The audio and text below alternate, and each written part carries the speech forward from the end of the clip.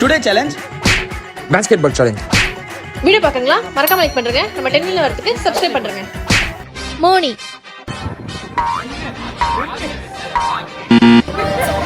ராஜதந்திரங்கள் அனைத்தும் வீணாகிவிட்டதே. ரியாஸ்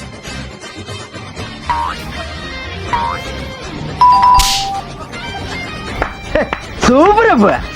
ஃபயாஸ். ஓ குரலி வித்தையா? பிரவீன்.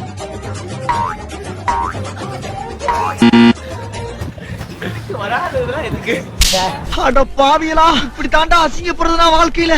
நியாஸ்.